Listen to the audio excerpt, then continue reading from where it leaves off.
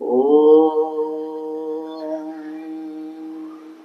హరి ఓం విఘ్న వినాయకాయ నమః వాగ్దేవై నమః నమస్కారాన్ ప్రార్థయాన్ కరిష్యే.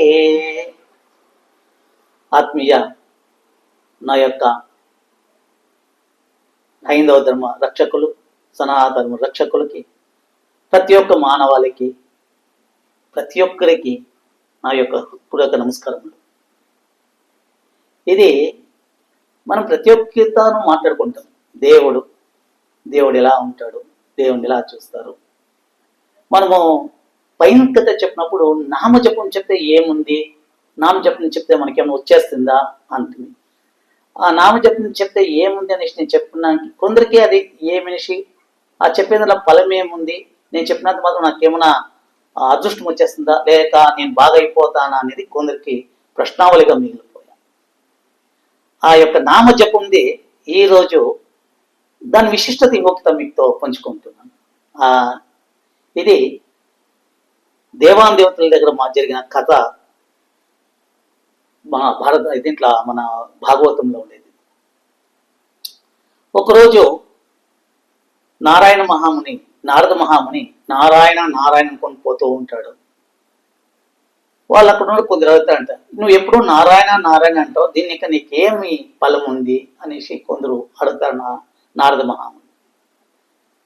ఆ ఫలం లేక నేను చెప్పలేదు, ఫలం ఉండొచ్చు, నారాయణ అడగల్లా అంటాడంట. సరే అనేసి అడిగే వాళ్ళకి నారదునికి ఒక ఏమైతుంది, ఏముంది దీనిక, ఇప్పుడు నారాయణ ఏముంది దీనిక, నాకేమి ఒక సంతోషం ఉంది, దీనిక ఏం నాకు ముఖ్యం ఏం జరుగుతుంది, నారాయణ అంటే ఏమైపోతుంది అనేసి నారదుడు కూడా డౌట్ వచ్చేస్తుంట. అప్పుడు నారదుడు శ్రీ మహావిష్ణు దగ్గర పోతాడంట. ప్రభు నారాయణ అంటాడంట. నారాయణ కదా, నారదుడు అంటే నారాయణ అనేది ఆయన యొక్క ఉచ్ఛ్వాస నిశ్వాసాలన్నీ నారాయణగా ఉంటుంది. నారద మహాముని ఏం పని యొక్క ప్రశ్న, ఏం లే ప్రభు, నేను నారాయణ అంటా ఉన్నాను, దీనిక ఏం మంచిది అవుతుంది, ఎవరికి మంచిది అవుతుంది, ఏం ఇదవుతుంది, భూలోకంలో జనాలకి ఏం దీనిక అర్థమవుతుంది, దేవనామస్మరణ చేస్తుంటే ఏం అర్థమవుతుంది అని అడుగుతూ ఉంటారు.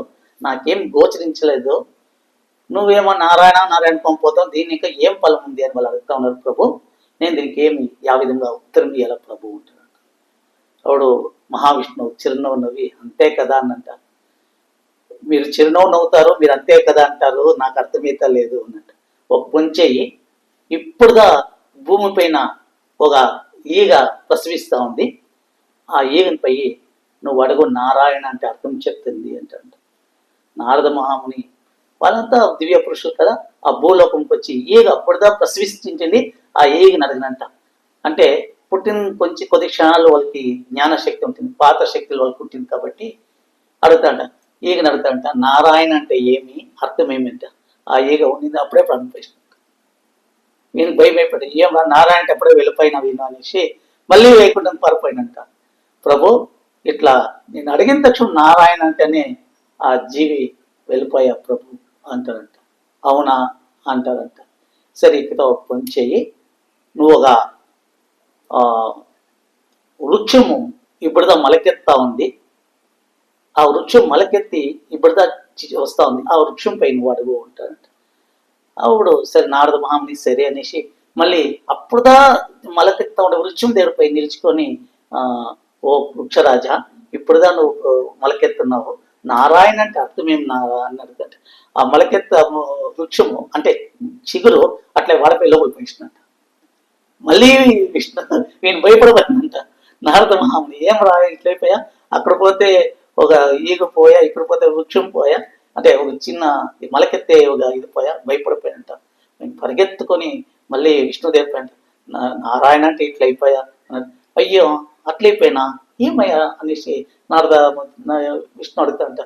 మళ్ళీ చిరునవ్వు నవ్వుతాడంటే అప్పుడు నారద మీరు నవ్వుతున్నారు, నాకు ఇక్కడ ప్రాణసంకటం అవుతా ఉంది అని అంటారంట.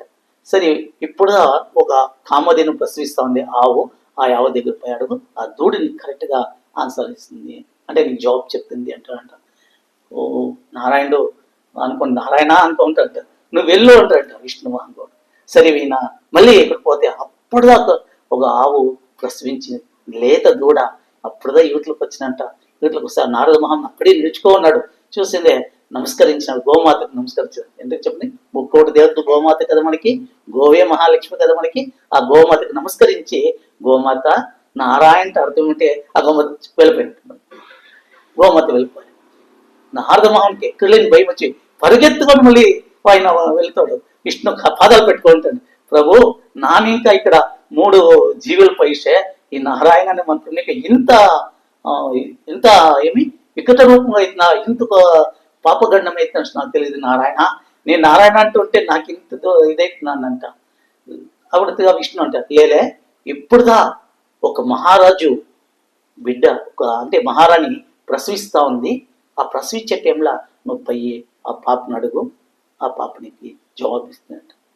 ఆ పాప వద్దు ప్రభు నేను పోను, నేను పోతే ఇప్పటికే ఇంత అయ్యింది, మళ్ళీ ఆ పాప లేదు నువ్వు పోయి ఆ పాపను అడుగు అంటారంట. చూడండి, ఒక నామమంత్రంలో ఎంత ఉంది అనే దానికి ఆ విష్ణు నారద మహాముని యొక్క లీల మనకి అర్థమైనట్ల మన యొక్క భాగవతంలో ఎంత బాగా మనకి వ్యాసమహర్షి అందించినారంటే, మన పురాణ కథలు మనం వినేలే, మన బిడ్డలకు చెప్పేమో. పరదేశీ పాటలు చెప్పిస్తాం, పరదేశీ మాటలు చెప్పించుకొని మనం ఉన్నాం. ఈ కథలో చూడండి ఎంత నీతిగా ఉందంటే, మహావిష్ణు చెప్పినాక నారద మహాముని తిరిగి వస్తుంట భయంగా వస్తాడంట. ఆ వచ్చిందే అప్పుడుదా వాళ్ళంతా సూక్ష్మజీవులు ఎట్లయినా ఇచ్చేస్తారు. ప్రసవించిన మహారాణి పుత్రుడుగా జన్మించింటాడు చిన్న పాప. అప్పుడుదా మహా నమస్కారం చేస్తే నారాయణ అంటే అర్థం ఏమంటే ఆ పాప వెళ్ళిపోతాడు, భయపడి పారపోయిపోతాడంట.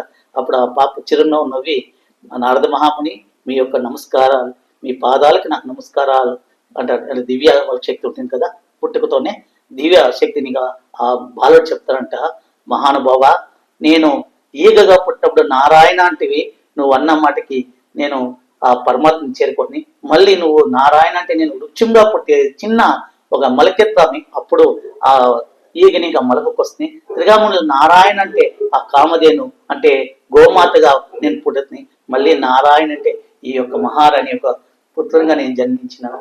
మీ యొక్క నారాయణ మంత్రము నన్ను ఈ స్థానానికి తీసుకుని వచ్చింది ప్రభు. నారద మహాముని ఎంతటి అదృష్టమప్ప, నారాయణ నారాయణ అంటే ఇంత భాగ్యం చిక్కినని నాకు తెలియదు ప్రభు అని ఆ పాప దివ్య జ్ఞానంతో ఈ యొక్క నారద మహాముని ఆ పాప సంభాషణ అయింది. చూడండి ఎంత ఉంది చూడండి. నారాయణ అనే దాంట్లో, శివ అనే దాంట్లో, కేశవ అనే దాంట్లో, పరమేశ్వర అనే దాంట్లో మనం ఏమైనా పిలియొచ్చు, ఏ రూపంలోనైనా పిలియొచ్చు.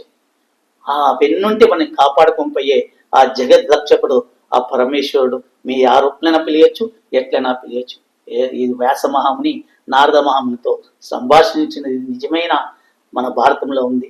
దాన్ని మీరు కావాల్సిన మహాభారతం చదివింటే దాంట్లో ఎవరైనా పుణ్యాత్ములు మీతో చెప్తే పంచుకోండి.